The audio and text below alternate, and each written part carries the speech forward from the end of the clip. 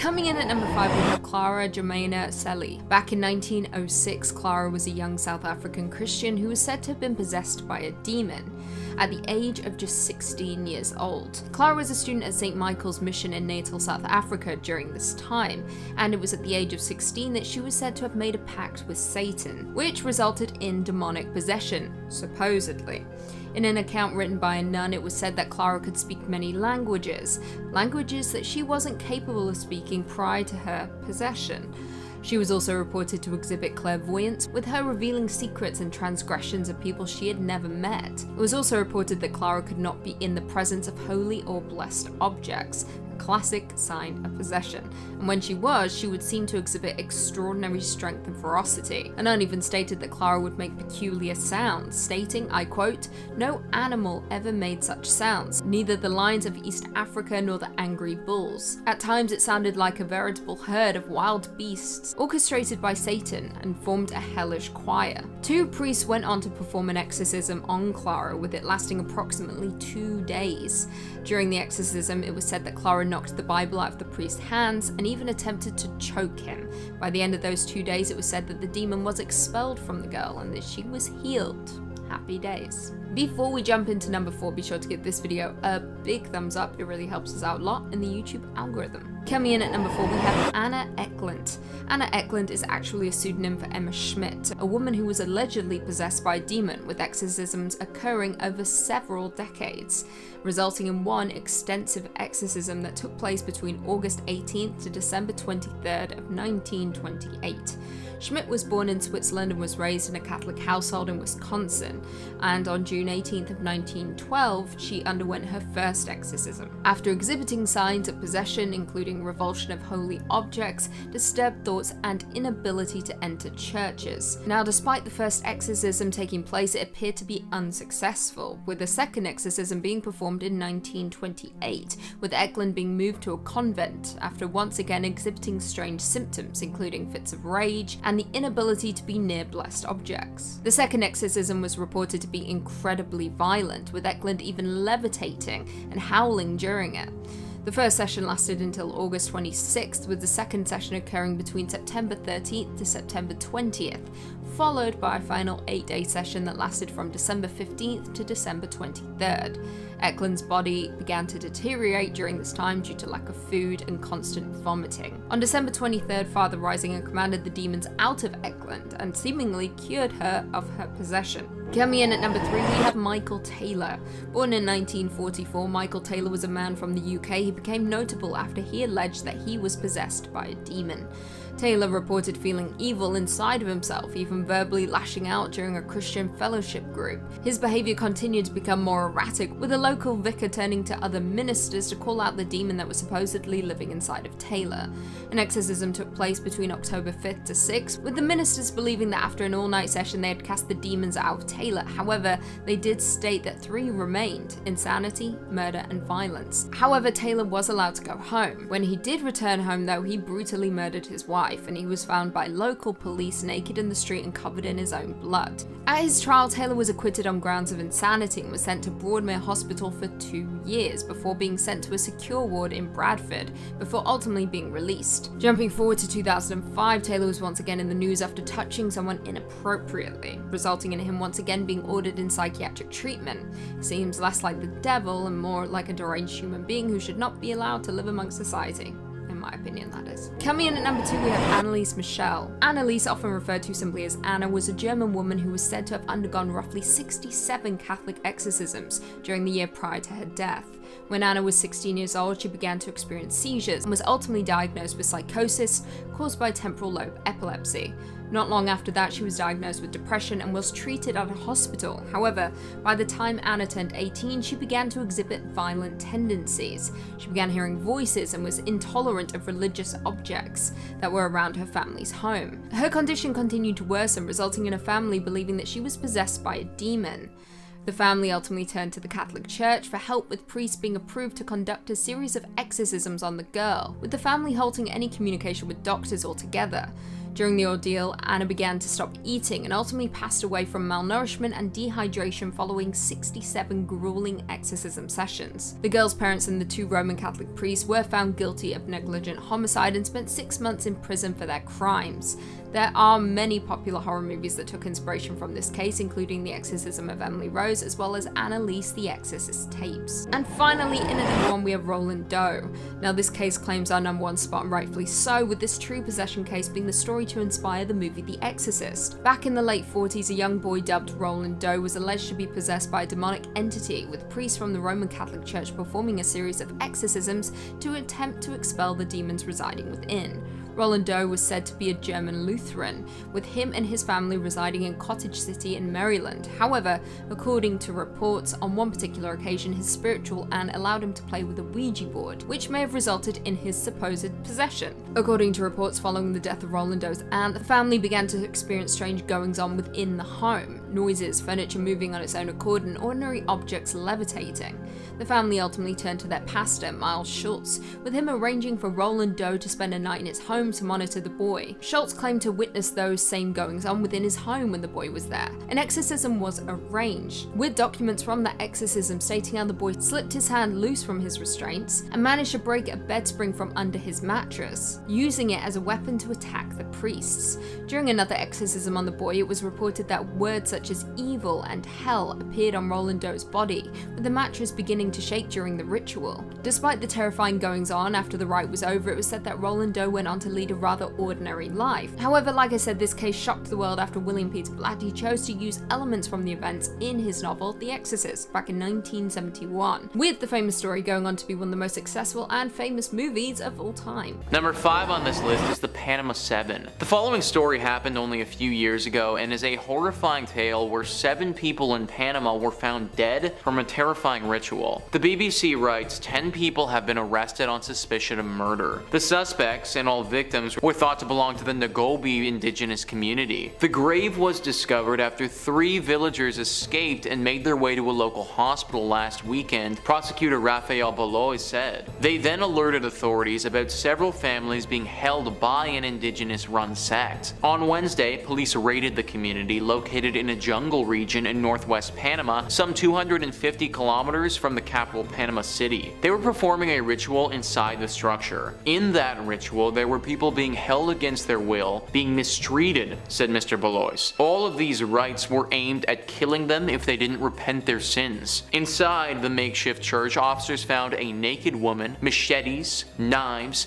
and a ritually sacrificed goat, Mr. Balois said. The site was controlled by a religious sect called the New Light of God, believed to have been operating in the region for about 3 months. According to Mr. Balois, the kidnapping and torture started last Saturday after one of the members claimed to have received a message from God. The victims were then kidnapped from their homes, beaten, and So let me ask you guys, does that sound like something that God would tell you to do? Gather up a bunch of people, hold them against their will, and torture and kill them? To me, if any sort of entity was to tell you to do something like that, then that would be a demon or maybe the devil. Maybe that demonic entity would portray themselves as God or someone else, but I don't know what type of God would do something like this. To be completely honest, folks, I'm really not a religious person, so when I hear something like this, I believe that this was the work of people who were extremely sick or misguided. But I can guarantee to them, they probably really felt like they were acting as the vessel for some higher being. I think in this instance though, they really did misjudge who that higher being was. This happened literally back in 2020 as well, guys, so really not that long ago. My heart truly does go out to the people that were killed and to the families of those who were taken way too soon. Number 4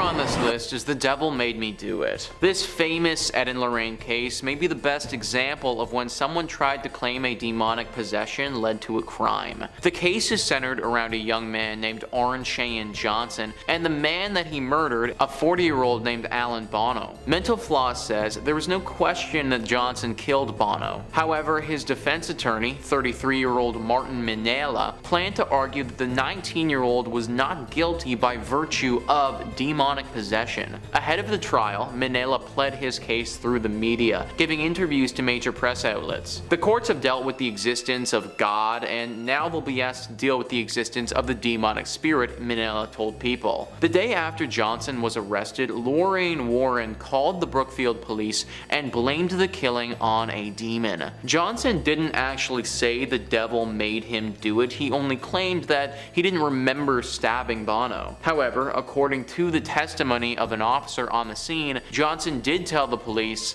"I think I hurt someone." Now, this defense didn't actually work out for Johnson. He was inevitably convicted of first-degree manslaughter and sentenced to 10 to 20 years in prison. However, he didn't serve nearly that many and was released after less than 5 years for being a really good prisoner. In my opinion, I kind of doubt that this guy was actually under the influence of a demonic possession, and clearly the jury, they felt the same way. That being said though, he did seem pretty committed to that story during the trial, so I suppose it's something to consider. Number 3 on this list is Manuel Vela. Several years ago, Manuel Vela killed his pregnant girlfriend. It was a brutal murder and an incident which climaxed in a police chase where he was finally captured. Many people obviously asked the question, why? And the answer may shock you. The Mystique says Vela told the interviewers that the murder of his girlfriend and her child were part of a religious and political statement. He was possibly trying to enlighten the crowd of his opinion on pro-life ideologies. However, it seemed like his motivation behind the murders wasn't just politically backed. He went on to say how he is the Antichrist and the voices in his head guided him on what to do. Many of his analogies were akin to things that have happened in the history of Christianity.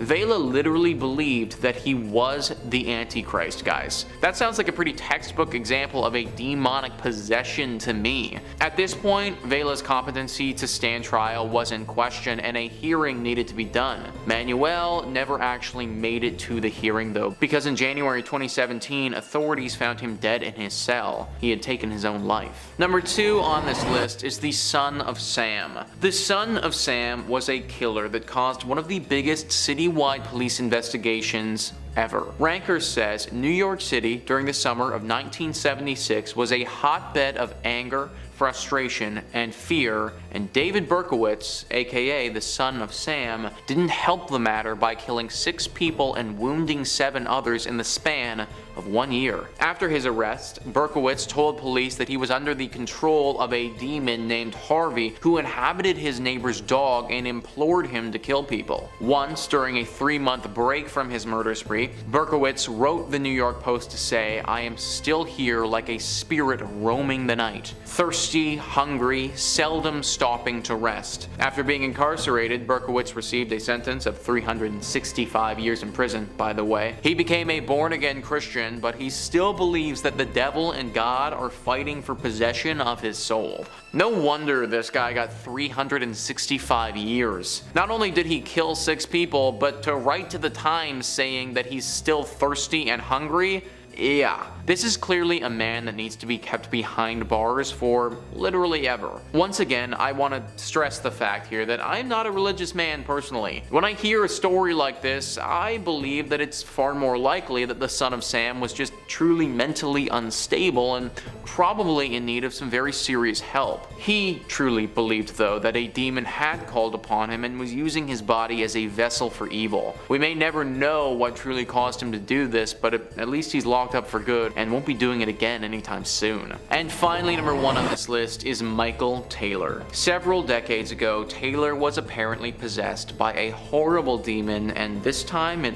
really got the better of him. Ranker says in 1974, Michael Taylor was just a simple butcher living in Ossett, England, who was suddenly overcome by an evil spirit. He had an exorcism performed on October 5th and 6th of 1974, and while it went okay, the priests weren't able to expel all of the demons. According to Bill Ellis, an authority on folklore and the occult in contemporary culture, in an all-night ceremony, the exorcists believed that they had invoked and cast out at least 40 demons, including those of incest, bestiality, blasphemy, and lewdness. At the end, exhausted, they allowed Taylor to go home, although they felt that at least 3 demons, insanity, murder, and violence, were still left in him. So, you know, kind of the big three. After he returned home, Taylor immediately murdered his wife by ripping out her eyes and tongue and then tearing off most of the skin from her face, finally strangling their pet poodle. Police found Taylor standing in the street naked and covered in blood, shouting, "It is the blood of Satan." This is truly one of the most graphic crimes I've ever read about, honestly. Like, to think that this happened in real life is extremely scary. Also, if he was possessed by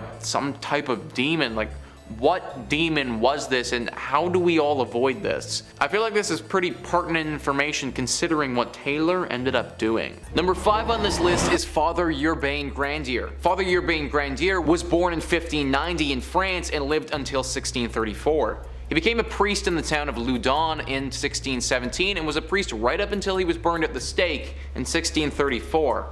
That's right, guys, Father Urbain Grandier's story takes an ugly turn when he's linked to making some serious deals with the devil. Urbain had some negative rumors start to circulate around him in 1629 when he was being accused of sleeping around with a lot of women. It was even thought that he was the father to a son of a married woman, however, that was never 100% proven. The slander surrounding his name reached an all-time high when in 1632 allegations of demonic possession started to form. A group of nuns began having very strange and vivid dreams with Urbain appearing in them. They also started acting very funny and not feeling like themselves. It all started with Mother Superior Jeanne d'Agnes. It's written that, unfortunately for the tortured nun, no amount of penance kept her dreams at bay, and soon the other nuns followed in her footsteps. This plague of nightmares swept its way through all of these nuns, and they all reported having Urbain in their dreams. The nuns started to fling accusations at Father Urbain Grandier and said that he'd gotten a demon to possess them. The demon that most people link to this possession is Asmodeus, who's a prince of demons, a demon that represents lust. That being said, a bunch of other demons were tied to this possession as well. Zabalon, Iscaron, Astaroth, Greciel, Amand, the list goes on and on about the possible demon or demons that Father Urbain Grandier sent down to haunt these nuns. Considering his character was already getting called into question, it wasn't difficult for people to believe that he'd called upon Asmodeus to do his evil bidding. A trial took place following the reports, but the verdict of guilt was swift, and after some extensive torture, Father Urbain Grandier was put to death by being burned at the stake for making dealings with the devil. Number 4 on this list is from a Reddit user called McCallum. They tell a very interesting story of how their friend got possessed by a demon in a newly purchased house and the ramifications of that. I think they do a good job telling this story, so for the purposes of this video, I'm going to quote their post. "When I was in high school, my friend moved into a farmhouse. That house had a barn and a basement with stairs that led to nowhere. The previous owner killed himself in the barn because, and they put this in quotations here, the resident told me to. When moving into this house, my friend would never step into the barn. Not once would she even walk towards it. We thought it would be fun to have a seance because we were young and stupid. We had the candles and everything. I was sitting next to Katie, the one who lived there, and all of a sudden, when asking if whoever was there could show themselves, Katie then squeezed my hand so hard. The candlelight wavered and she turned her head so slow to meet my eyes. What she said I will never forget. Let's go to the barn. Someone's there who wants to talk to us. I let go of her hand and stood up. My other friends there turned on the lights and she blinked at us. What happened? To this day, she can't remember that night. A week after our seance, her dad was found in that barn. He shot himself, and in his letter he said, 'I'm sorry, I had to listen,' as if something had told him to do it. This is a true story. It could have been coincidences back to back, but it will always scare me." So that's a really interesting story, and it reminded me of a tale that we talked about on this channel previously. In Scotland, many centuries ago, the settlers of the area defied a witch by taking over her land and not upholding the bargain that they'd struck with her. They eventually went on to kill her. This caused this witch to haunt the area, and most specifically the barn that was there. Now, we don't know where this place was, and I would find it an overwhelming coincidence if this happened to be the same Scottish barn, but I wouldn't be surprised if a similar story is what caused a demon to haunt this place. Sadly, I couldn't find out exactly who the demon was in the place the Reddit user described, but it's possible that it has been there for hundreds of years, preying on anyone who enters its lair. Number 3 on this list is the demon Dagon. This demon was prevalent in possessing people during what we call now the Lukens possessions. This was a series of demonic possessions that occurred at the Lukens convent in 1647. In this instance, 18 separate individuals claimed that they had been possessed by a demon. This all started with 18-year-old sister Madeleine Bavent. She was the first victim of these demonic possessions and was the first one to come forward about her story. Up until that point, her life had been very hard and she was often mistreated growing up. If what she claims was actually true, then that mistreatment carried over into her adulthood as well. Father Thomas Boule was the current leader of the convent and succeeded Father Mathurin Picard for the title. Father Mathurin Picard had died earlier that year. However, it was said that both men were responsible for having demons possess these nuns, with Father Picard's spirit being present during the proceedings. It was reported that these two men took Sister Madeleine Bavent to a witch's sabbat, and when they were there, married her to the devil and had him perform sexual acts with her. This was accompanied by the disembowelment and murder of two other men that were present at this ritual. Madeleine referred to the devil as Dagon and said that that was the name that he had given to himself. After Madeleine came forth, so did a bunch of other nuns as well. The count finally got up to 18 of them who had come forward, and they all told a similar tale. There were also reports of these nuns speaking in tongues, contorting their bodies, and levitating, just as somebody might if they were possessed by a demon. Public exorcisms were held, and the entire town showed up to watch as these nuns were exorcised of the demons that had been forced upon them. Father Thomas Boule was in the thick of it now, and there was nothing to save him from being burnt at the stake. However, it's also interesting to note that Madeleine Bavent was also sent to the dungeons to live out the rest of her days. I'm not really sure the logic behind that decision, considering she was the victim of Father Thomas Boule and also the demon Dagon, but I guess they did things differently back then. Number 2 on this list is the demon Riga. This story comes from another Reddit user. They say that they don't remember any of it, but this happened to them when they were only 2 years old. Apparently one evening this person, when they were only 2, was lying awake in bed and they started screaming at the top of their lungs. Now this isn't completely uncommon for a 2-year-old to do, but what happens next is, I'm going to quote their post here as they say, "I got off the bed and started running in circles while screaming and crying in terror. It was not a nightmare since I was awake, and I was not playing nor demanding anything since I was just scared out of my mind. Nothing like this had ever happened before. I was the only child in the house. This went on for some random time at night and until dawn. It would only stop at dawn. I did this every single night, non-stop, for 6 months." End quote. Now that is definitely a strange thing for a 2-year-old to be doing, and quite demonic if you ask me. The parents knew that this was a big problem. Their child would claw and bite at them whenever they tried to calm him, and they weren't sure how to handle it. Eventually they decided that going to a priest was the right thing to do, but even they couldn't find the answer. They apparently visited as many priests as they could, but still the problem persisted. That was right up until one priest, while performing a ritual on this child, managed to extract some information. It turns out that our Reddit user was possessed by a demon, and that demon's name was Riga. They couldn't get a whole lot more information, however they did learn that Riga was an inhabitant of not only the child, but also the home. The parents understood exactly what this meant, and wasting no time at all, they moved houses. This clearly was the problem, because the second that they got to a new residence, the demonic possession, Riga, ceased, and their baby, our Reddit user, was calm. Sometimes these demons will only possess us for a time, and when they get what they want, which in this case was for these people to leave their house, then they'll also leave. Number 1 on this list is the demon Balbaruth. This demon was rampant in possessing people in the Aon province possessions.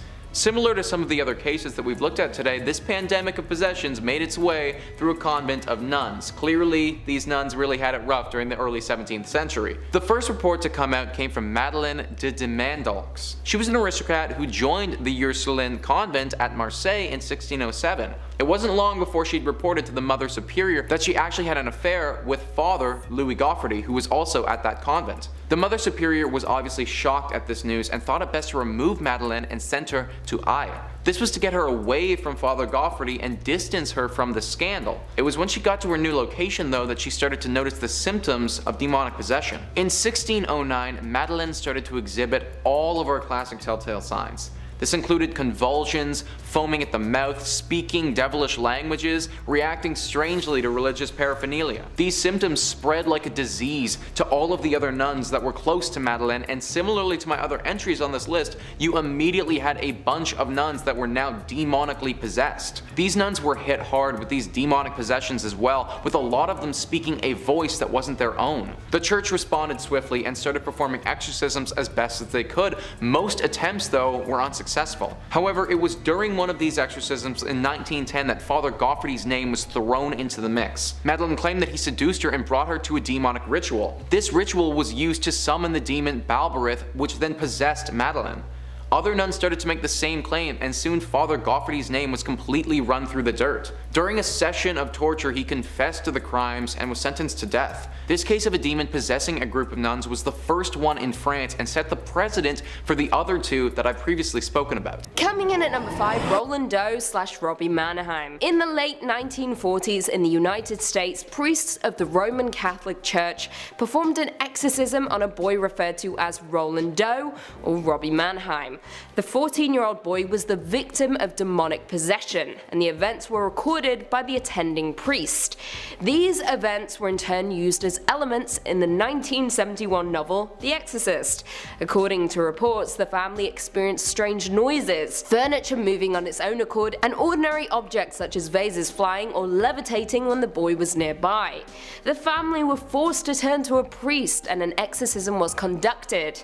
During the exorcism, the boy allegedly slipped one of his hands out of the restraint, broke a bed spring from under the mattress, and used it as a weapon, slashing the priest's arm. A second exorcism was forced to take place, during which time it was reported that words such as evil and hell, along with other various marks, appeared on the boy's body. Moreover, Roland broke the priest's nose, and following the rite, Roland Doe went on to lead a rather ordinary life. Good for him. Coming in at number 4, Michael Taylor. Michael Taylor's name became known in England in 1974 as a result of the Ossett murder case and his alleged demonic possession. Taylor lived in West Yorkshire, working as a butcher, and in 1974 his wife Christine stated to a Christian fellowship group to which Taylor belonged that his relationship with the leader of the group, Mary Robinson, was carnal in nature. Taylor also admitted that he felt evil within him and eventually attacked Robinson verbally. His behavior began to get more erratic, resulting in the local vicar calling in other ministers to cast out the demons residing inside the man. An exorcism occurred on October 5th and 6th in 1974 at St. Thomas Church in Garber. According to an authority on folklore and the occult, Bill Ellis, the exorcists believed that they had, in an all-night ceremony, invoked and cast out at least 40 demons, including those of incest, bestiality, blasphemy, and lewdness. At the end, exhausted, they allowed Taylor to go home, although they felt at least 3 demons, insanity, murder, and violence, were still left inside of him. When he returned home, Michael Taylor brutally murdered his wife, Christine, as well as their poodle. He was later found by policemen naked in the street, covered in blood. He was ultimately acquitted on the grounds of insanity and was sent to Broadmoor Hospital for just 2 years before being found guilty of indecently touching a young girl. He was once again ordered into psychiatric treatment. Coming in at number 3, Anna Eklund. Anna Eklund is a pseudonym for Emma Schmidt, an American woman whose alleged demonic possession and exorcism occurred over several decades, culminating in an extensive exorcism that lasted from August to December of 1928 in Erling, Iowa. In her early years, Emma reportedly began exhibiting signs of possession during her adolescence, demonstrating revulsion of holy objects, disturbed thoughts, and inability to enter churches. She also began to take part in unspeakable sexual acts. According to an account published back in 1935, the believed source of Emma's possession was her aunt Mina, a reputed local witch who placed spells on herbs she would prepare Eklund's food with. On June 18, 1912, she reportedly underwent an exorcism by Father Theophilus Reisinger, a Capuchin priest from Germany. Little is known about the exorcism, however, Emma was not consulted for over 2 decades after the 1912 exorcism. In the summer of 1928, Reisinger was again consulted to perform a second exorcism on Emma, who was taken to a convent on August 17, 1928, and reportedly exhibited numerous symptoms, including falling into fits of rage over food that had been sprinkled with holy water and hissing like a cat. The exorcism thus began on August 18th, which was reportedly violent, with Emma levitating, howling, and hanging from the frame of the doorway. The session lasted until the 26th of August, with a second session occurring between September 13th and September 20th, followed by a final 8-day session that lasted December 15th to December 23rd, 1928. The exorcism resulted in the deterioration of Emma's body, as she refused to consume food and also vomited foul debris. Emma was believed to be possessed by Judas Iscariot, as well as Jacob, her own father. On the final day of the exorcism, the demons were commanded out, and Emma collapsed on her bed and began to shriek, "Beelzebub, Judas, Jacob, Mina," followed by "Hell, hell, hell." She then opened her eyes and praised the Lord. Coming in at 2, George Lukens, also known as the Yatton demoniac. He was a tailor infamous for his alleged demonic possession and the subsequent exorcism that occurred in 1788, when he was aged 44, thus causing controversy in England. On Saturday, 31st of May 1778, the Reverend Joseph Easterbrook, the Anglican vicar of Temple Church, was summoned by Miss Sarah Barber, a woman who was travelling in the village of Yatton Mendip, in the county of Somerset. The woman apparently told the pastor that she came across a man by the name of George Lukens, a tailor and common carrier by profession, who for the first 18 years of his life had been subject to atypical seizures, which Lukens believed resulted from a supernatural slap which knocked him down while he was acting a Christmas pageant. Following the incident, members of the community began to think Lukens was bewitched, and he himself declared that he was possessed by 7 demons, who could only be driven out by 7 clergymen. The Reverend contacted the Methodist ministers, who agreed to pray for Lukens. I quote, "Some time ago I had a letter requesting me to make one of the 7 ministers to pray over George Lukens. I cried out before God, 'Lord, I am not fit for such work. I have not faith to encounter a demonic.' It was powerfully applied, 'God, in this thy might.' The day before we were to meet, I went to see Lukens and found such faith that I could then encounter the 7 devils, which he said tormented him. I did not doubt that deliverance would come. Suffice to say, when we met, the Lord heard a prayer and delivered the poor man. During the possession, Lukens claimed he was the devil himself, made barking noises, sung an inverted Te Deum, and was incredibly violent. However, the exorcism was a success, with Lukens stating, 'Blessed Jesus,' praised God and recited the Lord's prayers as the demons departed his body." And finally coming in at number 1, Clara Jermaine. Clara was a South African woman who in 1906 was said to be possessed by a demon. She is said to have been possessed when she was 16 years old. She is said to have been possessed when she was a 16-year-old schoolgirl at St. Michael's Mission in Natal, South Africa. According to reports, at 16 years old she made a pact with Satan, and this is said to be the cause of her demonic possession. I mean, makes sense to me. In an account written by a nun, Clara was said to be able to speak languages of which she had no previous knowledge. Classic devil business if you ask me. She apparently could speak and understand Polish, German, French, Norwegian, and all other languages. The nun also reported that Clara demonstrated clairvoyance by revealing the most intimate secrets and transgressions of people she had no contact with. Not only that, but she could not bear the presence of blessed objects and seemed imbued with extraordinary strength and ferocity. Her cries also had a savage bestiality about them. I quote, "No animal had ever made such sounds, neither the lions of East Africa nor the angry bulls. At times it sounded like a veritable herd of wild beasts orchestrated by Satan had formed a hellish choir." According to eyewitnesses, the girl was said to have levitated 5 feet into the air, sometimes vertically and sometimes horizontally. When sprinkled with holy water, the girl was reported to have come out of the state of her satanic possession.